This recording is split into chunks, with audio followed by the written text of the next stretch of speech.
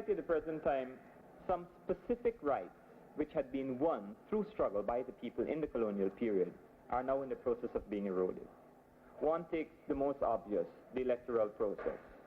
In Guyana, it is now, I think, widely known inside the country and outside of the country that first of all, the Americans intervened along with the British to abort the democratic process from 1953 onwards, and secondly, that once the present government got into power, it extended the scale of electoral fraud so that we cannot claim at the present time to be a politically enfranchised people. We cannot claim to have chosen our own national government. And that is one level. Below that level, you find that there is reproduced in every facet of the national life the same anti-democratic tendencies. So that there are no local government elections, for instance. They have local government elections are postponed every time they come due with ease, with no concern whatsoever, with no reaction. There are no elections taking place within certain trade unions, where workers at that basic level should be choosing their representatives to deal with their material interests.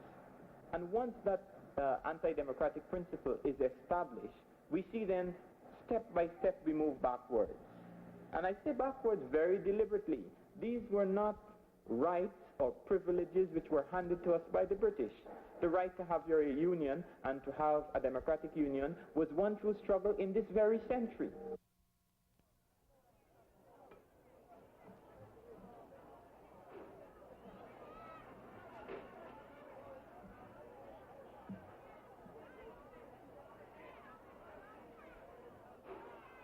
The right to have democratic elections was won only in the late 1940s and in 1953 when there was universal adult suffrage.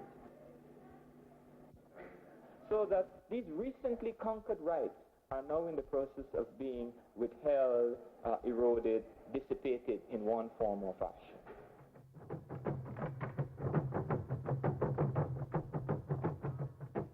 In the early years of independence, or the last years of colonialism, we had certain illusions that having inherited the formal modes of political procedure from the British, that of necessity we would not follow the paths that had been followed by other Latin American territories or by countries such as Haiti, under Duvalier, and the Dominican Republic and Cuba and the like.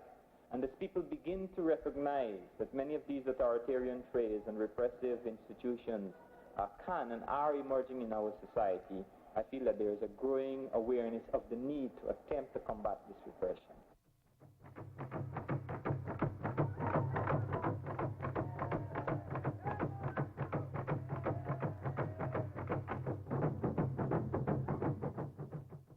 One of the significant areas in which repression is taking place is the whole area of the media, the newspapers and the radios.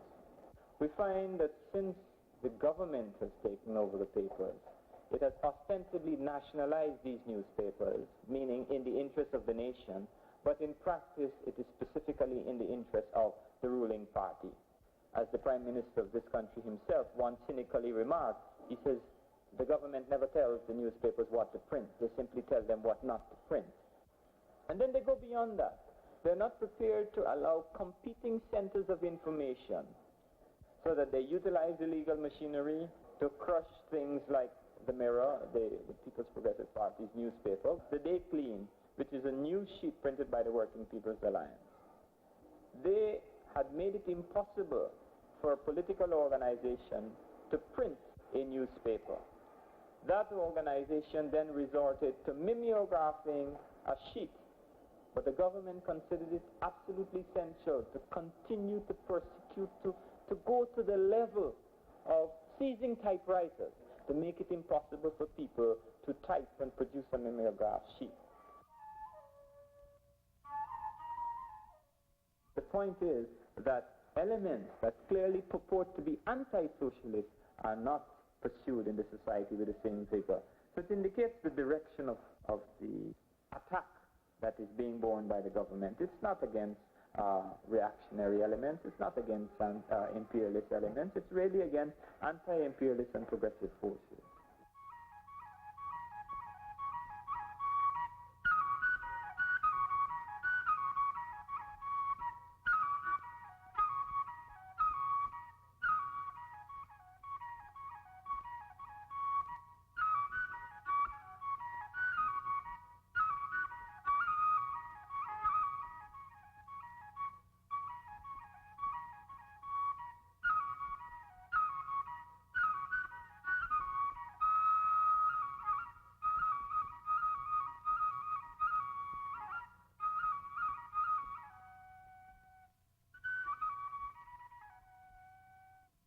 In Guyana, when we speak of civil liberties and civil rights, people are beginning to understand that the most fundamental of these is the right to work in our society.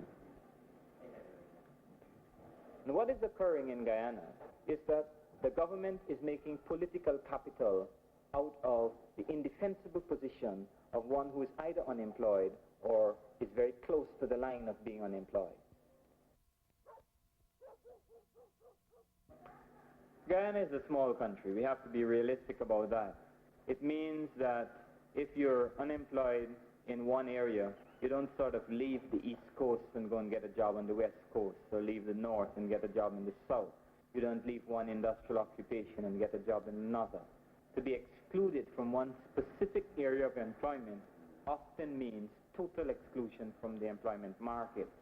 And since the government itself has taken over so many facets of economic life, has nationalized the bauxite, has nationalized sugar, has nationalized a number of private firms, justifiably so, it has taken up a position as the principal, far and away the largest single employer in the country. Consequently, the ground is really set for the utilization of this device of the party card, of political control by means of denying the right to work. And it is a frightening situation in its own right, because in all reality, it is unnecessary to threaten a man's life and liberty if by the fundamental threat to his capacity to earn and survive, you can reduce him to a state of submission. And this is continually what is taking place. It does not appear on the surface to be as frightening as the overt exploitation and oppression of the South African prisoners, or the Chilean torture cells, or the Brazilian torture cells. But from the viewpoint of the mass of the population in the country and their capacity to express themselves politically, this denial of the right to work is a new frightening dimension of our political scene. Even as a critic of the government of this country, myself and others in the Working People's Alliance would not expect that the economy automatically would transform itself from a colonial economy, from a dependent economy, to an independent, functioning, socialist, integrated economy. We do not expect this because we understand the dynamics of the international capitalist system into which we are caught up. Many people are, of course, fully aware that Guyana has made claims to having broken with imperialism, or having the intention even of breaking with imperialism. What we find in our actual economic relationships is a very marginal shift for the sake of convenience towards an expansion of trade with socialist countries and the nominal takeover of large sectors of the economy, but not based on a firm commitment to break the ties by which our working class was continually exporting surplus to foreign capital. Consequently, at the last budget, it was evident that the rate of repayment of interest as well as the actual payments for nationalization was so high that it constituted the same drain, if not greater, than it was in the period of direct foreign ownership. This is the sort of contradiction in which we find ourselves, partly because of historical forces, but also because the class in power doesn't have a conception of where it is going, how it will extricate itself from certain relationships, and indeed one wonders whether fundamentally the petty bourgeois class really has a commitment to extricate itself from international capital. Food plenty in the market, so till GMC dumping. Money not ever buy, because you're poor like me, you're black like me, and poverty is your legacy. Last election was 64. Since then was selection. That's all about corruption. Poor like me, you're black like me, and poverty is your legacy. Yet we have democracy and can't do nothing. We have neither the power nor capacity. Code of Conduct Act start cut down corruption trees. Limofal, Brabajap, libel, scandal. Play clean in court, mirror in court, UC in jail. can't get no big.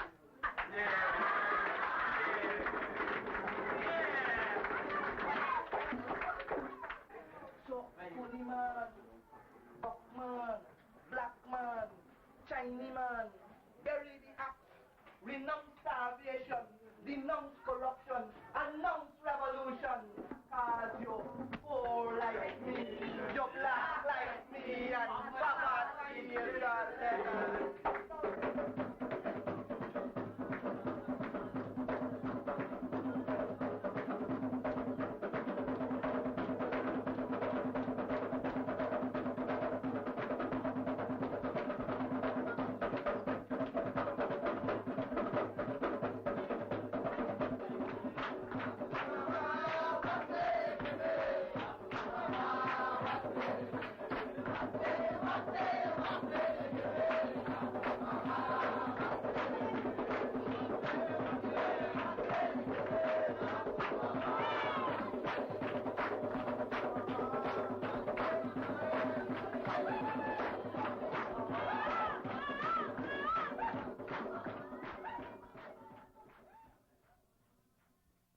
The government has put the whole nation in a position in which it has to pay in order that foreign capital or foreign multinational interests should still continue to draw surplus from our economy in indirect means.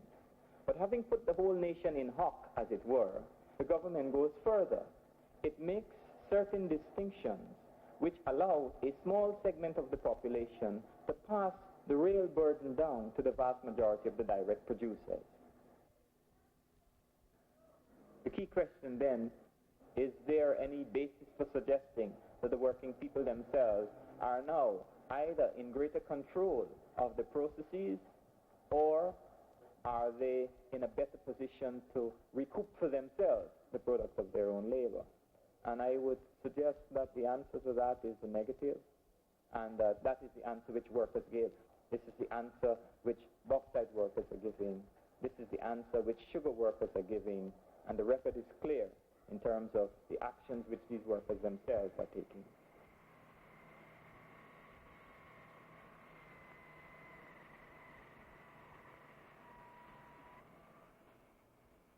We then have to ask, is it that the entire Guyanese nation bears the strain?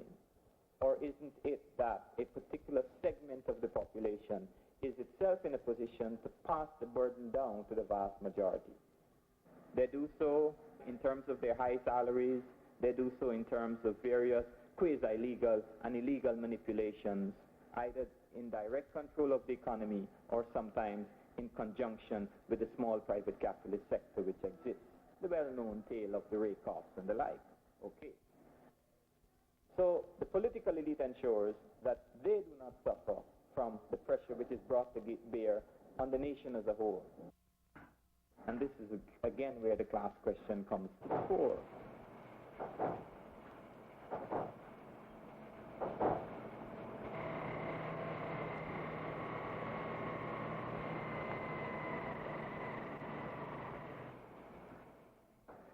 Economic crisis can always be measured in terms of statistical indices. But more important still, people in their day-to-day lives will know what it means to be living in a period of economic crisis. The people will know, the housewives will know what happens to be the price of goods in the shop at a given moment. They will know what items are short. They will know how difficult it is to move from one point to another because there is no public transportation or because it is entirely inadequate. And it is really these things that surround and dictate the lives of people. The fact of having to get up at 4 a.m. in the morning to get to work at 8, not because of any great distance, but because of a totally inadequate transportation system. The fact of leaving work in the afternoon and not getting home until the night, precisely because of that same transportation system. It seems to me that in many respects, the working people of the country are showing by their actions and showing by their day-to-day utterances their awareness of the way in which all these indices are real to them in a day-to-day sense. Their children show it in terms of malnutrition. Their old people show it in terms of inadequate medical attention. And one really doesn't say that this is a unique situation. It is found in so many parts of the third world. What makes it in a sense unique is that we are speaking in a political context in which the regime in power makes certain claims, claims to egalitarianism, claims to justice, produces the very fancy brochures which would suggest that there is no such thing as malnutrition, that there is no such thing as starvation, debilitation, shortages, and the like, when a glance at the country, as it were, a reference to the living experience of people would show all of this to be false. The crux of the matter is this: the Guyana economy is in crisis. But over and beyond that, the working people are in the greatest financial and economic straits because the burden of oppression is constantly shifted down onto the shoulders of the working people. Guyana is known internationally as a place in which racial strife has taken place. Community violence reached a particular pitch. One of the few third world countries that we associate with racial violence between two non-white peoples. And of course, the government in power claims that since they came to power, since the PNC came to power, racialism has more or less been dismissed in Guyana. The problem has been resolved. The Working People's Alliance challenges that position. We say that far from being resolved, racism has simply been manipulated by the party in power, and that it is absolutely essential for the well-being of the nation as a symbolic entity, and more particularly for the well-being of the working people as real living beings, that we should address ourselves to the problem of race, and that we should transcend rather than ignore the problem of race. The regime simply goes around papering over cracks, posturing, presenting public positions which claim that there is no racial oppression, that there is no racial discrimination, that there is no sense of racism in the way in which they operate the economy. But in actual fact, they play upon the fears of the Afro-Guyanese masses, they exacerbate the fears of the Indo-Guyanese masses, and in everyday affairs, the manipulation of the courts, the question of granting employment, the structure of the national service, the employment in public services and in all of the armed services. In all of these areas of the national life, there are day-to-day incidents where people of one race or another have cause to feel fear. The Working People's Alliance sees it as one of the principal tasks of our generation, perhaps the most overriding task, to break the division in the ranks of the working class, to overcome that division, to create a unity based on struggle, not a hypothetical unity, not a theoretical unity, but a unity based on struggle, a unity arising out of the fact that workers who are African in origin or Indian in origin, at their place of work, in their places of residence, will struggle for their own material and cultural rewards, and in so doing come to a sense of the necessary unity required to achieve their objectives.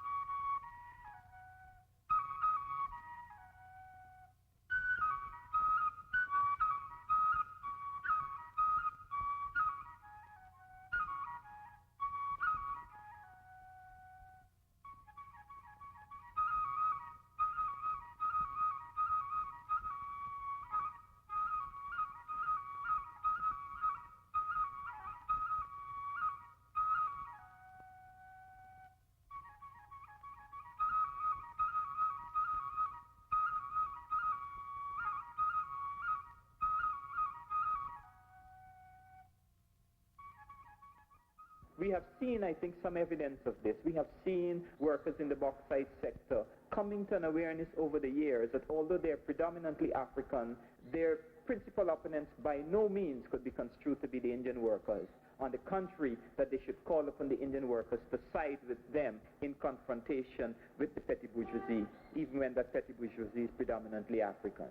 We have seen Indian workers, I think, in recent years becoming more aware of the fact that their predicament is not simply because they are Indians or even because they are sugar workers, but because they are workers.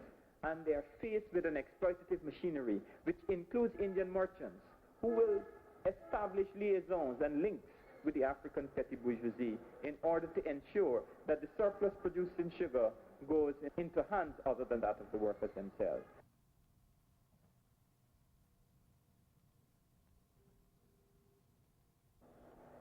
My own awareness of the history of Guyana in the colonial period is that the colonial regime trembled whenever African and Indian workers moved together.